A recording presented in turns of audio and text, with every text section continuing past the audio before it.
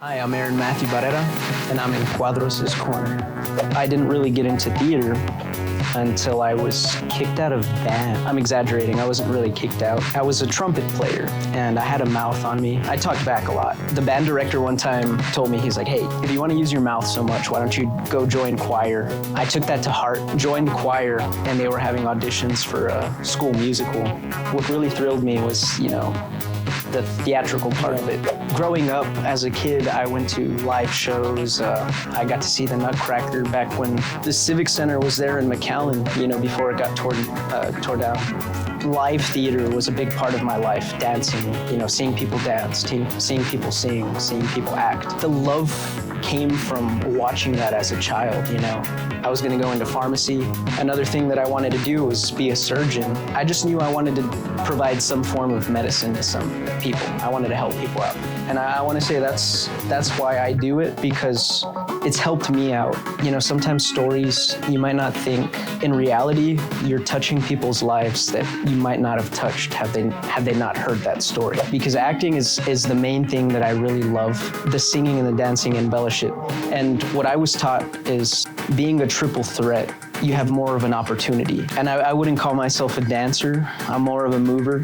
I have not had a bad experience with the creative community down here. I'm sorry if I forget any names, but some of the people that I've worked with on a consistent basis and I'm excited to work with again would be Hugo Rodriguez, Zach Rodriguez, Jesse Garcia, Quint Rogers. I haven't worked with him yet, but Alberto Ornelas, I'm looking forward to working with him in the future. We're our own worst critics, we're our own worst enemy. Sometimes you just need to get it out. Allow yourself to make mistakes, especially now in the social media age. We all want to be perfect, portray this perfect image. A lot of times I find myself giving advice and not taking it, but listen to the advice that you give other people. That's one of the toughest things that I have to work on, is taking my own advice, How can story be beneficial? I don't want to say that it's just an escape, but it's not just an escape. It also provides morals. It provides something to relate to, something to aspire to. They always say, movies and music, all the influence on our culture. And when you relate it to somebody's circumstances, I feel like it provides us an escape and you get to live a little bit through that character. Someone could be going through, the worst time. They get to turn their brain off and listen to a story, and all their problems kind of fade away for that hour and a half. Aaron Matthew Barrera is an RGV native. He has a passion for telling stories along with talented individuals on stage or on screen. Most of his credits come from live theater. He loves long walks on the beach, live music, and the occasional open mic. One of his secret hobbies is tap dancing. He's not any good at it, but he thinks he's all right. He is very grateful for such a supportive family and honored to be a part of the creative community in the RGV. Aaron Matthew Barrera, thank you for coming to Cuadros Corner. Thank you for having me. So my first question, of course, the obvious one is, you look like Macaulay Culkin. You look so young. How old are you? I am 25 years old. You could if they were to cast like a high school student, I feel like you would fit the bill for like a freshman, like 14 years old, 15. I feel like you could pull it off. Totally. Better than Grease back in the day. I've seen Yeah, there were like 30, 35-year-olds. And then you could tell. Yeah, like they were like super obviously not high school students. Yeah. So how long have you been acting in the community of like the creative community? Like how did you first like get introduced? Like does your family are they also involved? And if you want to grab your drink, you can more than likely grab your drink. Thank you. Yeah, no, I'd say I got involved, I got bit by the bug in school. It was 5th grade and they were doing the Nutcracker. And I decided to audition for the part of the Mouse King. The Mouse King. I got it. It was a villainous role, But I had a great time doing it, and I fell in love, but I didn't really get into theater until I was kicked out of band. Well, I'm exaggerating. I wasn't really kicked out. I was a trumpet player, and I had a mouth on me, you know. I talked back a lot. Yeah, yeah. And the band director one time told me, he's like, hey, if you want to use your mouth so much, why don't you go join choir? I took that to heart, put my trumpet away in the case, walked to the counselor, joined choir, and they were having auditions for a school musical. Oh, wow. And so that kind of... How old were you? At the time, it was 7th grade, so I want to say... Like 12, 13? 12-ish. Oh, wow. Yeah. Pretty young. Yep. And then what happened? And then, because I loved doing the musical so much, also music, I mean, the choir part was great, but what really thrilled me was, you know, the theatrical part of it, getting on stage, and I joined choir in 8th grade. Oh, wow. Got to do some, you know, one-act plays and all that good stuff. And I've seen that you're very active on social media. I feel like you are not only in acting and theater and music, you also paint. Is that correct? Yes. Actually, right now, I don't know if you can see it. Gorilla Glue and paint don't really mix that well, and I found that out today. I was painting for Far Community Theater. Shout out to them. You know, they're With Pedro. Yeah, Pedro Garcia. They're a great company to work with. As soon as I got out of high school and was trying to figure out what community theaters can I be a part of, you know, Far Community Theater was one of the first ones that was on my radar. Mm-hmm. And they're super welcoming, amazing to work with, and they've been letting me paint. Mm-hmm. Yeah. The first time that I saw you was in that play, the Four Bills, is that correct? The Four Bills. And you were acting, you were singing, you were dancing. You had this really amazing wardrobe, elaborate wardrobe. There was choreography. Like, it was a show, literally. Did you ever think that you would, like, be doing that? Like, you know, because I feel like you're all three. You're, like, dancing, you're singing, you're acting. Like, that's the big three, right? Mm-hmm. Yeah. You're, like, doing an all-encompassing type of talent, I feel. So what are you trying to do with your acting? Like, do you have, like, a certain goal? Are you just, like, trying to become better? What's that process like? Well, first off, I want to say that I'm doing it for the community, especially the community that has given me the opportunity to do all these things. And it's... Growing up as a kid, I went to live shows. I got to see the Nutcracker back when the Civic Center was there in McAllen, you know, before it got tore down. Yeah.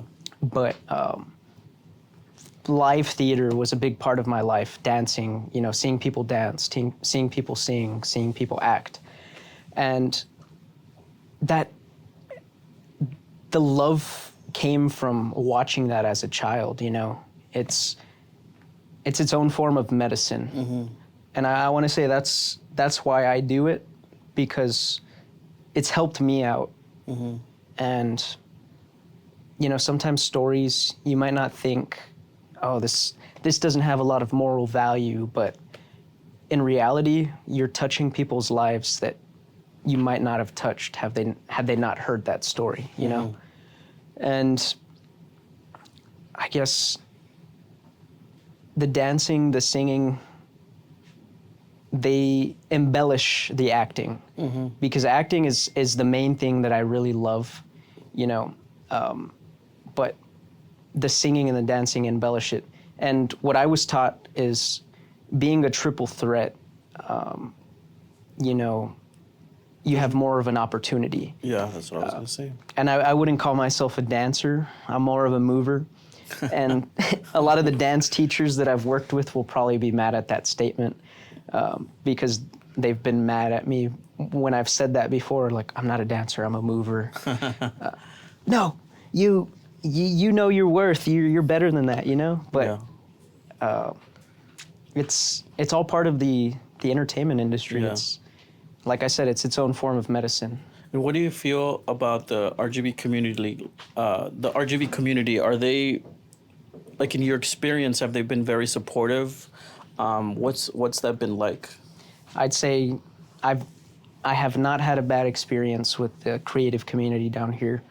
I've had the pleasure of working in bigger cities, New York to be specific, and What did you do over there? I did a lot of, well, not a lot. I did about 6 touring shows out there. Really? Yes, with Plaza Theatrical Productions. Is that from down here? No, Or they're over there. they're based out of Lynbrook, New York, So you went there like what, after high school, or how did that? right after high school. Yeah, Oh wow. yeah.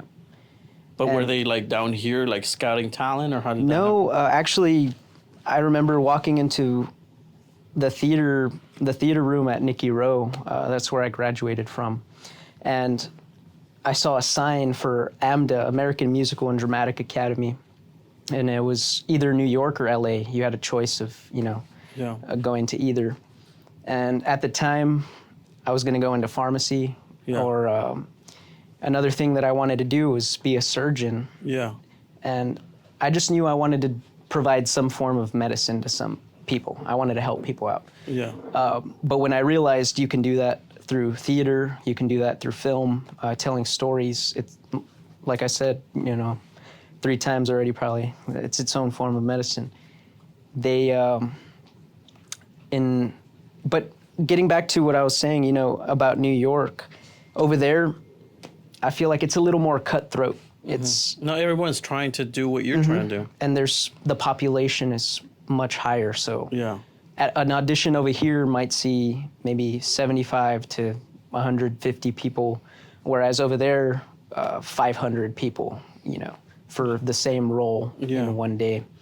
So over here, I haven't had a bad experience with the creative community. I feel like everyone's very welcoming, and we're all striving for the same goal. We want to tell stories. We want to create art. Whether it's for moral reasons or not, art is art. And nowadays, with the evolution of smartphones, social media, streaming, I feel like there's more opportunities to express yourself. Do you feel that technology is a good thing or a bad thing when it comes to like showcasing projects such as like acting, dancing, things like that? In the acting business, I feel like it's a good thing because you're getting in front of a lot of casting directors that might not have ever seen you before, Right.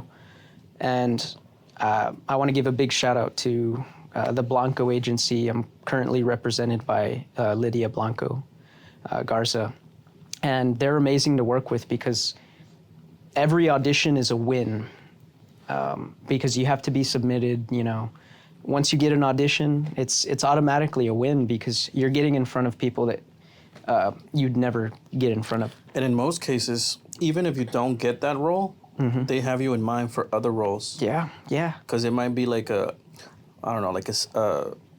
character where maybe it's like a bad guy or something, and they see you and they're like, he's good, and they keep you in mind, and they have another character like, hey, that guy could be, Yeah,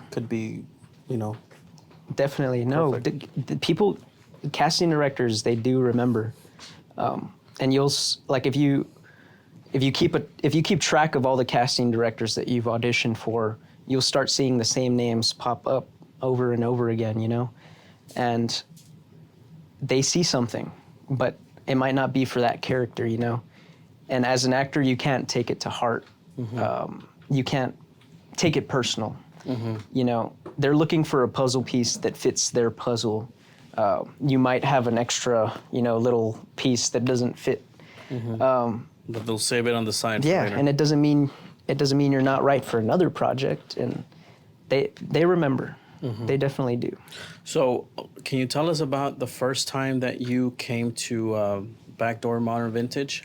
I feel that with acting, theater, dancing, like a big part of that world has to do with wardrobe, and I feel like Backdoor Modern Vintage. If someone ever comes here, like, and meet Yvette, like, she is a someone who I feel could definitely make someone's project or vision come to life. Like, what was your experience coming to Backdoor Modern Vintage? I remember the first time I walked in, the first thing I thought of was wow, and you know, I didn't really have any other words because I've never seen a place like this. When I heard Backdoor Modern Vintage before coming, I thought it was going to be, you know, a thrift store, but it's not. It's not a thrift store. You slap your boy. It's culture. This is, you know, this is all around the world. You see stuff from all around the world in here, and it's beautiful. I love what Yvette has done with this. It's like Universal Studios. I'm going to try to just say that right now. Yeah, it's beautiful. All walks of Movies and life. Videos, actually. Yeah, and I think that globe that's right next to you is actually like very, very rare because of the minerals that are. Mother of pearl inlay. Wow. I was Yeah. gonna ask if I could spin it, but Sure. no. Okay. Oh. Okay. No, but if anyone has never met Yvette, the first time I met her, she treated me like I had known her for the longest time. You know, she was very, very welcoming, and I feel like the way she treated me is the way she would treat anybody else. Yeah, Like I didn't see any change. yeah. Great person to work with. What was that? Can you talk a little bit about the project y'all were working on, or is it kind of like a NDA? No talking about it. I'd say because we're not fully, you know, back into it yet. Okay. I can't really dive into it. Well, let me ask you this then: what type of projects do you like to do? Like, what gets you excited? What really gets me excited nowadays, it used to be musicals, but now I really love film, and I don't really like watching horror, but I've had some of the most fun on set filming horror because, you know, we're joking off set, and once we get into it, you know, there's the horror, but you can easily get out of it. Yeah, because it's like all jokey, and then okay, let's get scared. Yep. Rather than going to watch a scary movie in the theaters, I have to be like covering my eyes half the time. Oh yeah, get your drink. Yeah. Thank you again. That's the newest one, I think. Oh, Is yeah. that empty? No, this one still has some. Okay. So one of the ways that I've seen you express yourself was there was like some sort of like animation movie. Mm-hmm. Like, how did you get into animation? Like, I feel like that's a whole other world as well. Animation is something that, you know, has always been a big part of my life. It was for Pinocchio, right? Yes, I did a submission for. They were having a Pinocchio contest. Guillermo del Toro. Bro, he's amazing. Yes, very. And Very amazing guy. Yeah, and they gave everybody, you know, the opportunity to create something stop motion wise. But before this contest, I was always into stop motion. Growing up with, you know, Nightmare Before Christmas, Coraline, The Corpse Bride. All those films made me want to, you know, create something like that. And my first stop motion film, it was on I forget the exact model of camcorder, but it was a JVC camcorder. And to film the stop motion, I was using clay, and I would, you know, press record, stop, real quick, press record, stop. So I was like taking pictures. Wow. And when you would play it back on the viewfinder, it looked like a fluid film. All the frames, they would flow pretty quickly. And I must have been 8 years old at the time. And my dad always encouraged, you know, filming and stuff. He used to work for Univision before they were Intravision. Intravision? Intravision. Yeah. Like, what would he do there? He worked behind the camera. Sometimes he was a videographer, and sometimes he would be changing the tapes and supers for for the live feeds. Oh, wow. But he was always very supportive when it came to film. And I want to say that he's the one that got me into stop motion because he was like, if you want to create something, create it. You know, you don't have to have actors. If you have a story, you can make an animation. Yeah. And you have clay. You've sculpted with clay before. You like art. So I feel like it's another form of filmmaking, you know?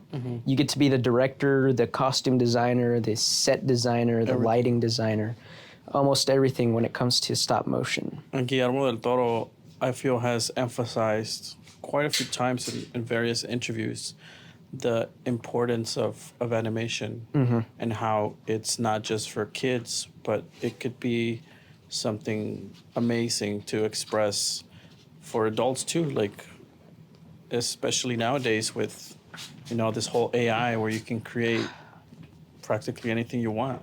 Yep. Yeah. That's going to change a lot of things. Yeah, like I wonder if we're even gonna, like, I don't know if you've heard of that series Black Mirror. Yes. Have you seen the new series?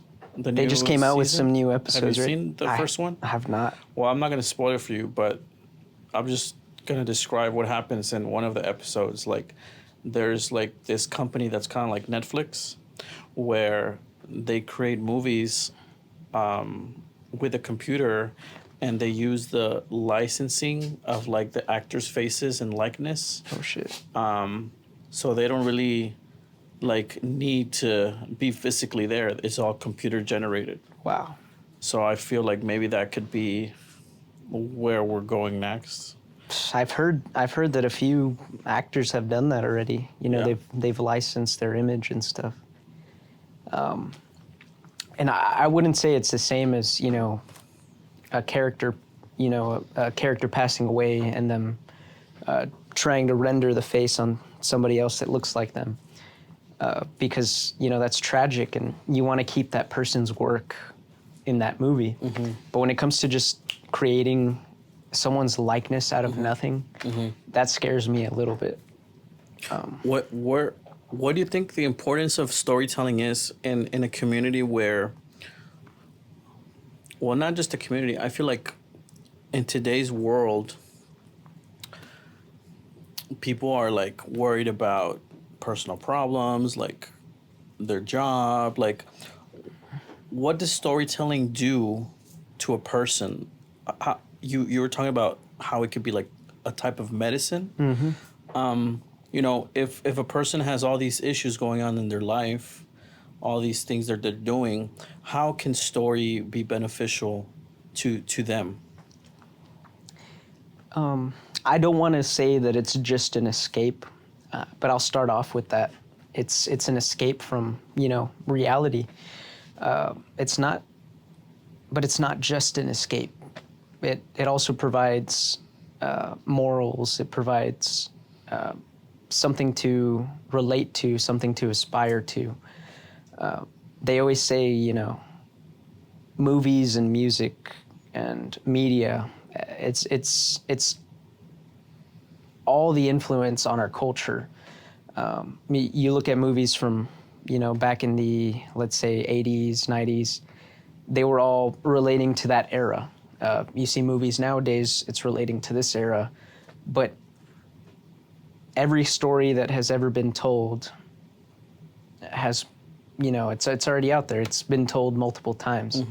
But the only thing that changes is the era and that characters. And when you relate it to somebody's, you know, circumstances, I feel like it provides us an escape and you get to live a little bit through that character. Growing up, sometimes I'd walk out of a movie and be like, oh, I'm this guy. I'm Spider-Man, or, you know, I would walk out of the theater feeling a little bit different. And that's what inspired me to keep going with it, because someone could be going through, you know, the worst time. But for an hour and 30 minutes or 2 hours, they get to turn their brain off and listen to a story, you know, and all their problems kind of fade away for that hour and a half. And Jude, he mentioned something about Judas. that. Judas. Yeah. But what do you call him? Jude? Jude, yeah. Jude.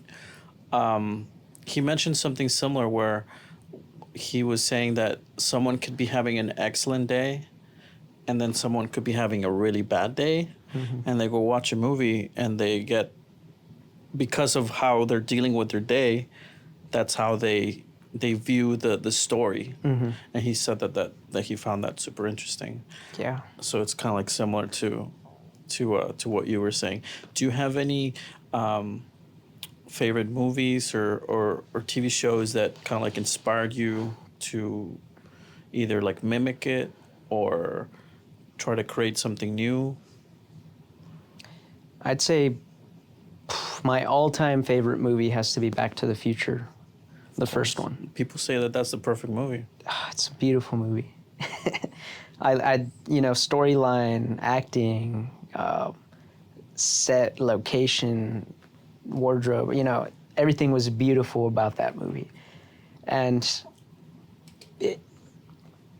a lot of my characters that I base myself, if I'm doing younger characters, because sometimes I have played older people, but when it comes to the young characters, I like to have that Michael J. Fox air about me, and I loved his acting in that. It was great movie, and he was one of the first actors that really inspired me to, get into it, because I saw myself in him.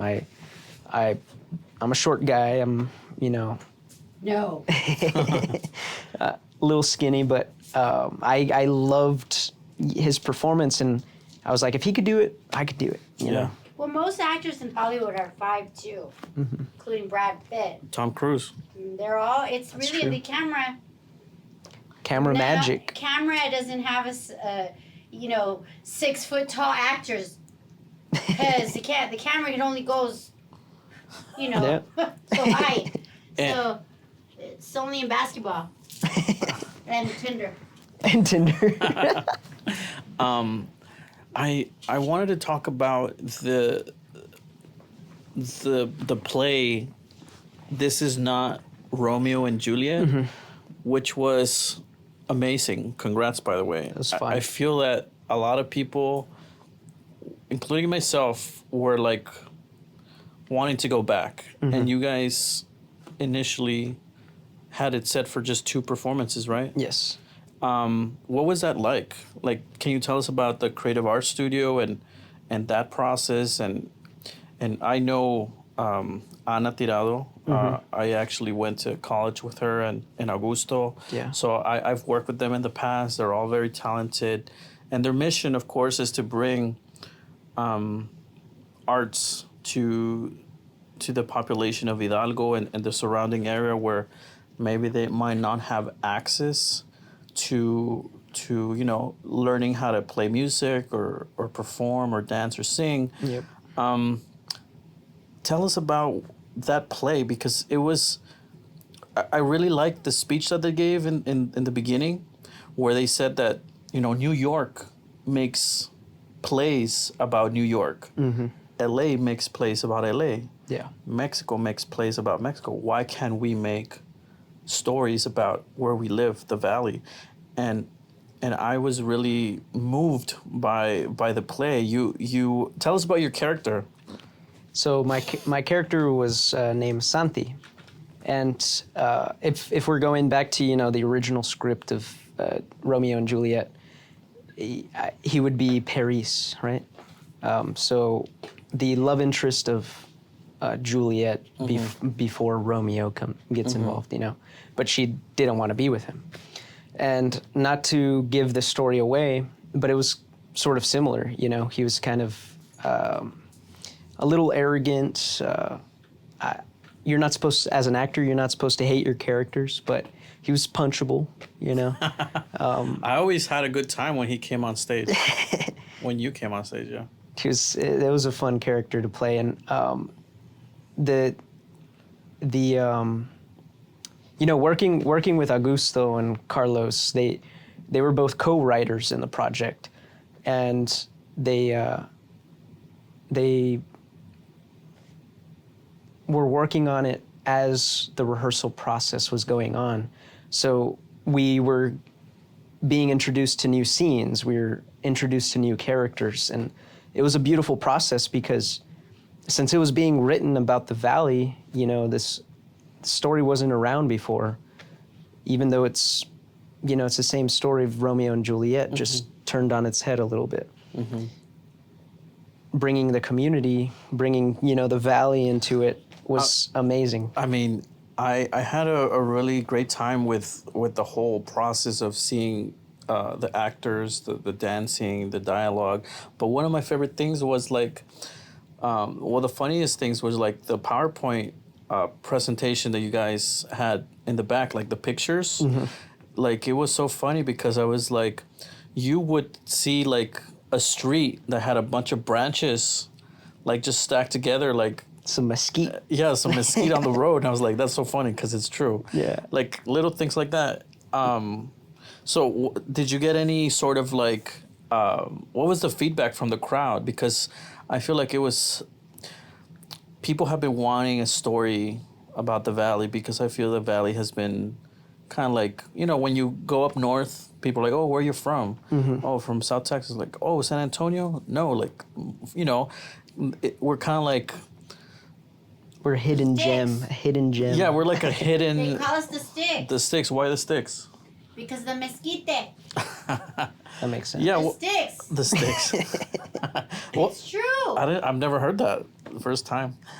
So what was your experience like? What did people tell you after the performance? Like, can you tell us a little bit about that? Yeah, the thing that I heard the most was that it was very 956. Oh yeah, very. And I feel like that was the best compliment we can get because we were trying to relate to the 956, the Valley. And the two opposing forces was Las Milpas and Sherry.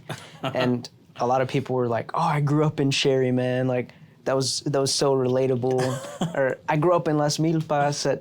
That sounds very, you know, familiar. Yeah, yeah. But the end of the story, it's not tragic. You know, it's all about community coming together. And I feel like that's what set us apart from the original Romeo and Juliet because, you know. It was tragic. Yeah, it was obvious. Yeah. The most tragic you can get. Right? And over here was like new life. Yeah. Without giving away too much, yeah. Yeah. And speaking of This Is Not Romeo and Juliet, they're coming back for another run. Like another performance? Yeah. I think I would like to bring more people along with me this time because as I was seeing it, I was like thinking of all these people I have met in my life that were like part of like me growing up. And I would like to share it with them. My mom included. Yeah. I feel like it's going to be, I think there's going to be more runs because like I thought like, how can this not be going on? I feel like it could be like, you know, in Las Vegas, they have a recurring show. Yeah. Like, I feel like this could be that for the Valley. Like a residency or Oh, like you a mean tour. like Broadway? Yeah, Like Broadway, yeah. And I feel like you guys could add and update it as time progresses and Yeah. add different things to it. 8 shows a week would be nice. Yeah, that I think You have a lot of time on your hands. I wish. I feel like it could become something like that if I'm being honest. Yeah. And see, that's what Augusto Contreras and Carlos Cravioto, that's what they were telling us as the process was going on. Like, you know, this could be something bigger. We might just be doing it for one performance, but we want it to come back. And because of the reception that it got, It was packed. yeah, it was nice and beautiful reception, great audience. Both times we did I had it. never seen that before in the Valley. Just Never. beautiful. Like it was. Was it free? No. No. You had to pay $10, Yep. Oh my. and they were selling T-shirts and Oh, yeah. and everything. Like the thing was like when it's like Black Friday sales. Yeah. And there's a Yeah. line out the store. That's how it was. It was packed. Camping out and stuff. Yeah. Yeah. Yeah. I just feel like people want to feel appreciated with our culture, and I think arts. with the arts, yeah. Yeah. And I feel like this kind of like hit the nail on the head. Yeah. It was such a feel good movie, or a theater. It had funny moments. It was serious. I always liked the little teases. I don't want to give anything away, Yeah. but But you could see yourself in it. You can see your family members. You can see a cousin. You know, yeah, all those the, characters yeah. were represented in this show. especially like the cousins where they're like, "Hombre," like, well, I don't want to say anything. I don't really give it away. But yeah, I think I would like to see it again when it comes out, if there's tickets. Of course, I'll reach out. So, how did you come across Creative Arts Studio, or did you just see like a flyer, like auditions? Well, actually, Creative Arts Studio, I've had the opportunity of working with the Valley View Independent School District, contracted through Creative Arts Studio. So this whole school year, it's over now, but I got to teach theater to pre-K through 5th. Wow. Because of Creative Arts Studio. And one day Augusto called me in, because every now and then I'd go into the office, have my lunch and on my break time, you know. And he's like, I have this role and I think you'd be really Sure, good. it's on your break time. He's like, I have this role for you. I feel like you'd be a really good fit for this role. They initially, you know, they were doing the project for their students because, you know, their students wanted to do something for the public. And it turned into something a little bigger than that. So it wasn't just students. They also auditioned people from the community. Oh, wow. We had adults there, you know, that weren't part of the classes. They weren't taking any classes, but they auditioned for their roles and, you know, they got it. And as I was saying before, you know, they were writing the story as we went. So the character, I saw my character, his name changed. As the first time I read the script, it was Patricio, I want to say. But getting to see that character morph into Santi, and the reasons behind it, it was very interesting. But I had that opportunity because I was working with them at the time. Yeah. So is Creative Arts Studio, I feel like they have like, what, 3 locations now? Yes. Yeah, Sherry McAllen, Hidalgo. Right? Yeah. I remember they had only one in Hidalgo, and now they've expanded, which is awesome because, you know, now they have the opportunity to help, you know, especially young kids where maybe, you know, we live in such a community where maybe art is not so much like pushed. Yeah. And this is like a great outlet for them to like explore different things other than, you know, what normally gets pushed, you know, because people are like, you need to be either a lawyer, a doctor, or, you know, something like that, an engineer or whatever. You gotta have a plan B to fall back on. Yeah, you gotta have all these things.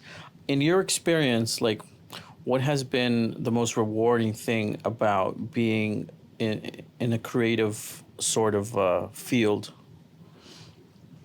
I'd say the most rewarding thing is seeing seeing people's eyes, seeing their smile, you know. As going back to what I was saying earlier, it's an escape. To get to see people's facial expressions change as the story progresses, or you know, as they're watching it, it's a beautiful thing because, you know, you can see that escape. You can see everything that was at the door. They left it there, all the baggage, and it's a beautiful thing where we can all come together. And to see the audience come together, it says a lot about humanity, you know. Nice. If you could give some advice to someone maybe they're younger, maybe they're a bit older. Like, what are some tips, like maybe like 2 or 3 that you feel could help them in, in either discovering whether they're a good fit for acting or like if someone new is trying to think like, oh, maybe I should get into this. Like, do you have any tips on how to like make that process easier or help them? Yeah. I'd say 3 things. Stay humble, for sure, because you never know who you're going to be working for in the future, One of my theater teachers back in the day would always tell me, like, if you ever go to an audition, the audition starts the second you leave your house, the second you get into your car, because you never know who you're going to run into. Let's say you run into someone in an elevator going up to the audition room, and you start talking crap about the script, or that person might be the writer, That's true. So you got to stay humble. Another thing would be put yourself into whatever character that you do. And this is for acting, You can create a character as much as you want, like apart from yourself. But if it doesn't have a little bit of you in it, it loses a little bit of authenticity, And then I'd say the third thing would be try to do as much as you can, even if it's not paid. Because let's say you work for a film production company that isn't paying their actors. Well, who's to say that production company is not going to, progress and start, getting big, per se. You never know. Like I said, going back to the first tip, you never know who you're going to work for in the end. So, yeah, do as much projects as you can, even if they're unpaid, I like that. If a production company would ask you like, hey, should we film in the Valley? What would you say the Valley has to offer as far as like location wise when it comes to filming? I'd say it has a lot to offer because you can find a location that's out in the middle of nowhere with flat plains or maybe a farm. You can also find a suburb in the same area.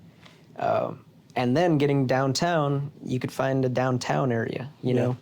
And there's so many different locations that you can get from just the Valley.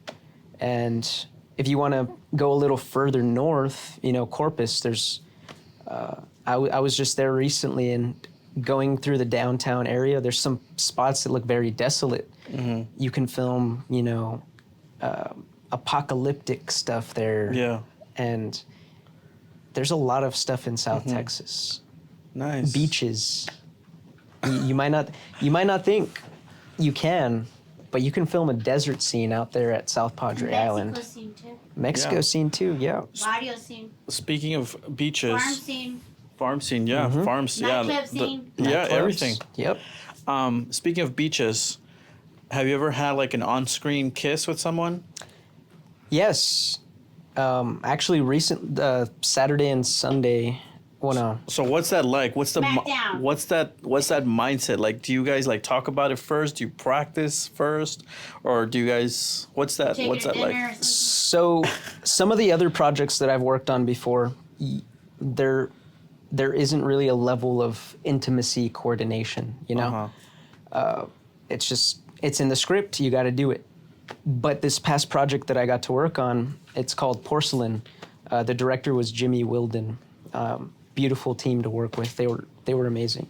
But an actor that I was working opposite of, her name was Jenna Ivey, and she's had the chance to work with intimacy coordinators before. Oh wow! So when we first, approached each other on set about the kiss, she started talking to me about intimacy coordination and all this good stuff. So in a sense, she was our acting intimacy coordinator, even though I was supposed to be kissing her too. But what I really loved about the way she approached it was, she broke the ice first with, okay, this is all the places that you can touch me. I'm comfortable with all of this. And now repeat what I just did. So I have to, mirror her. Okay, this is what you said I can touch on your body, right? All that. And she's like, okay, yeah, you're good. Now show me all the parts that I can touch on you. So, do the same thing. And then you switch roles to where they grab your hands and run them along their body on every part they're okay with you touching. Yeah. So that kind of broke the physical barrier. Wow. The little bubble that we had. I had never heard of something like that. That's a good idea. Yeah, it was. And shout out to Jenna Ivy. She was great to work with. And once we got on set where we had to, be kissing, we had to do multiple takes because the camera's getting different angles, close-ups, master. So you had to kiss many times. Many times. And that intimacy coordination, if we didn't do that, I feel like it would have been way more awkward. Yeah. And they had allotted, a certain amount of time for each of those shots. Uh-huh. And we were running ahead of schedule. And I want to say that was because of Jenna, because of the conversation she brought up about coordinating it. Nice. Wow. Yeah. Like, I've met some actors who they've kissed before the camera was on, where I guess they're just getting comfortable with each other, but I had never heard of intimacy coordinator. Mm-hmm. That's interesting. Is there any projects that you're looking forward to this year, this summer, that you're trying to maybe like get done? When you have a project in mind, I know you mentioned that your dad told you don't need actors, you could just create, right? Mm-hmm. But when it comes to like creating a film, like, do you usually audition for just films and projects, or do you like also come up with like ideas and then you share them with someone, or what's that like? I'd say first off, I do run my ideas by whether it's family or friends or someone else in the creative community. It's always nice to get some feedback, two minds are better than one. But when it comes to creating, a film with other actors, auditioning them and stuff, I've only done that once. And I felt like I had imposter syndrome because I sent out a casting call and I tried to make it look very official, But deep down, I'm like, man, I'm just an actor. Like, man, I'm just an artist. Like, I'm not a director. And I would get like a lot of that imposter syndrome feelings. But once I went through the casting process, I was like, well, who's to say, the casting directors don't feel like that, Mm-hmm. And so I got to see it from a different light. And I haven't released the project yet. It was a continuation of the stop motion film that I was working on, but incorporating some live action into it. But the whole, that whole process, like I said, I don't know why. I felt like an imposter, but I'm getting past those barriers now, and I'm starting to realize, you got to start somewhere. And who's to say it won't get anywhere? You never know. You never know with art. It's weird. Is there any person that you're looking forward to working with, or that you work with on a consistent basis? Like, do you have like a group of people that you're always working with, or is it always different? When it comes to theater, I feel like you see a lot of the same people. Film is a little different. Each team has a different, each production team has different people, But there has been, a few people that I've worked with on multiple film sets, and they could just, it could be just the audio, or it could be the person on camera that you've worked with before, but the whole production team is different. in a sense, I want to say every production film-wise that I've worked on has been a completely different team. I'm sorry if I forget any names, but some of the people that, I've worked with on a consistent basis and I'm excited to work with again would be Hugo Rodriguez, Zach Rodriguez, Jesse Garcia, Quint Rogers. I haven't worked with him yet, but Alberto Ornelas, I'm looking forward to working with him in the future. There's this project, I don't want to spoil too much, but Alberto, I've seen him do so much in the Valley, and he's one of the filmmakers that I really look forward to working with, seeing their process, and because I have friends that have worked with him, and all good things, and that's almost every director that I've worked with. It's all good things that I hear about them. Nice. Yeah, I feel like the creative community, at least now compared to back in the day, maybe like 5-6 years ago, are staying in the Valley more and creating their own projects, their own productions. I feel like more and more people are coming down here to film. Yeah. Where do you see yourself in the next maybe 5 years? What are your goals? In the next 5 years, I can see myself, still here in the Valley. That used to be something hard to say because growing up, I was always taught like, oh, you have to get out of the Valley. You have to get out of the Valley to be successful. But I feel like after all the COVID lockdowns and people are wanting to get out and do more, there's been a renaissance of the creative community down here in the Valley. And I want to stay here for that. I want to see where it goes. There's all these open mics for people to showcase their songs, their poems. Right? España. Yeah, I saw you posted like you were singing. Yeah. España has one. The Flying Walrus has one. The Gremlin has one. I know Selfie Studios and more. They have one like once a month, I want to say. And it's a nice community to get into because not only can you have a chance to get up with music, you can get up there with magic. Let's say you learn a magic trick, you can show people that. I love magic. Yeah, it's fun. And poetry, you can get up there, read some poetry, recite poetry. Or if you would just want to get up there and do a performance art piece, you could do whatever. And I had never seen any of that before COVID. And I know it probably was around, but like I said, I feel like there's been a renaissance. And not just with that community, but also theaters. There's a lot more theater companies than I remember, coming out of high school. There's 13 O'Clock, there's Spotlight Theater Company, the Far Community Theater, and now Creative Arts Studio. They branched out, and now they have Creative Arts Studio Theater,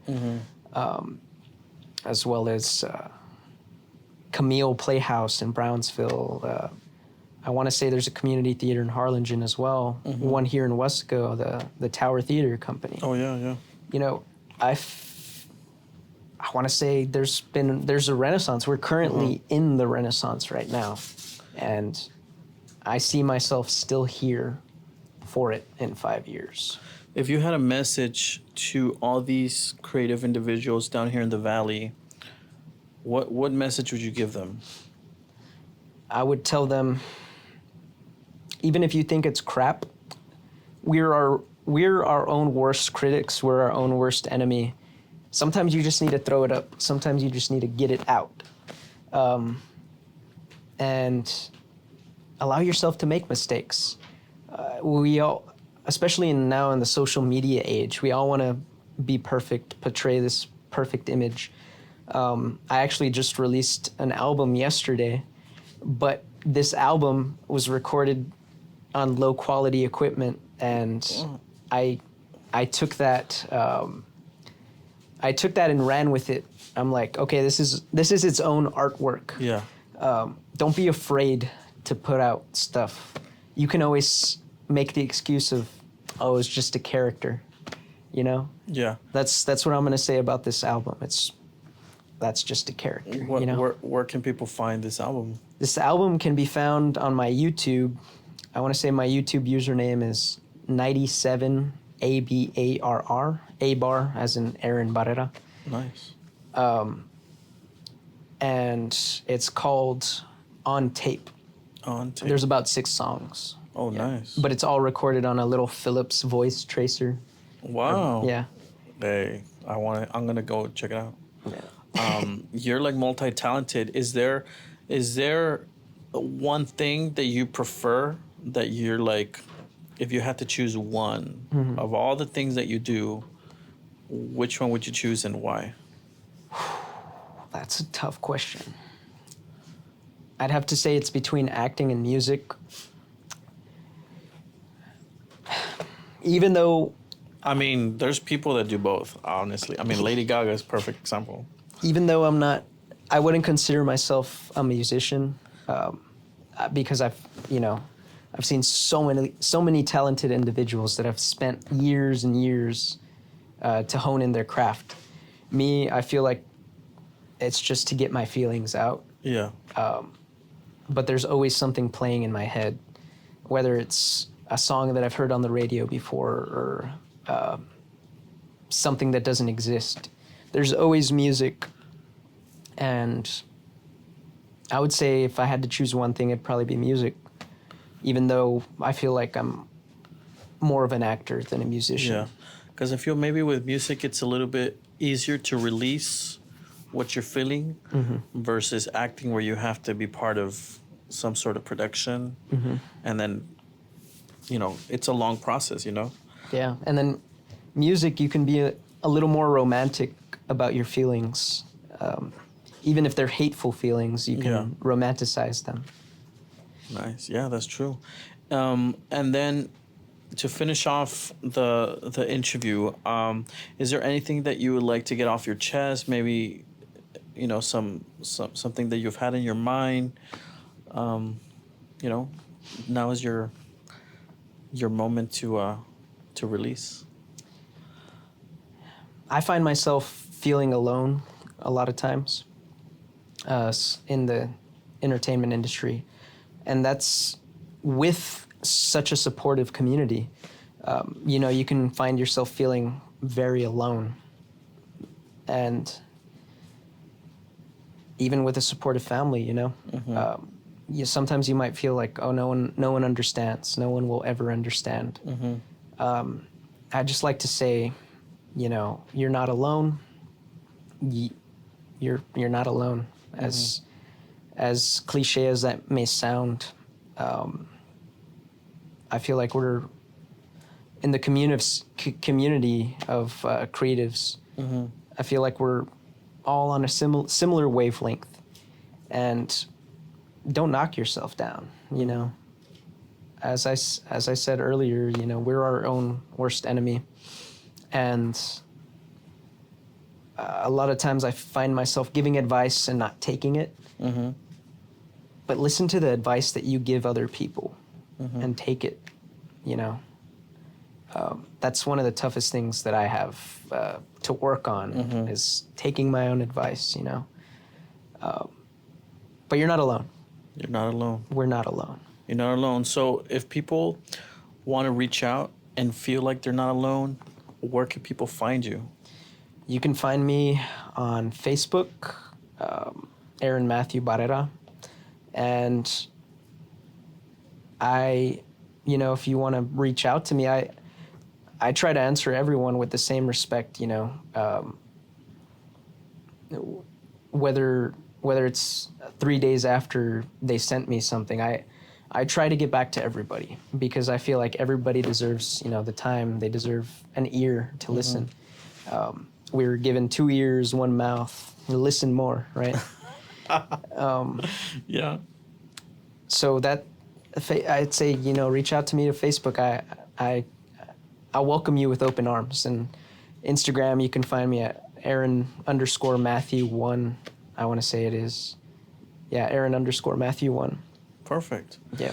Well, I would like to thank you so much for taking the time to come all the way to Weslaco here in Backdoor Modern Vintage and sitting down.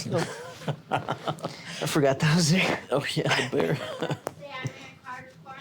Oh, yeah. We're going to do that right now. But thank you so much for coming. I really appreciate you coming, sitting down, sharing your story, your passion.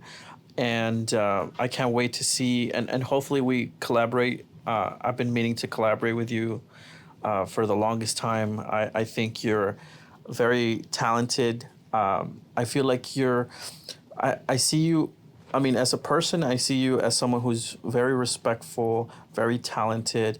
As an artist, I see you as a sculpture. And I mean that in a good way, because I feel like there's so many ways where I've seen you perform, act, whatever it is. And I get a lot of like ideas of like things I would like to work with you on, where like you could be sculpted to a certain character or a certain type of personality. So I want to congratulate you first and foremost for, being passionate about what you do. Thank you. Because I feel like there's not a lot of people that follow their passions, and a lot of people get discouraged or stop doing it. And you're still, I feel like you haven't even like reached your potential, and you're already like well known in the community. I feel I've seen you many times performing and acting and doing all types of stuff, and I feel it's just gonna get bigger and bigger. Like you were saying, I think we're in a renaissance. Amen. And I feel like you're one of the one of those people that are guiding this movement when it comes to performing, acting, and thank you so much for coming. It means a lot. Thank you for having me. Man, I could say the same thing. Thank you. You're great to work with.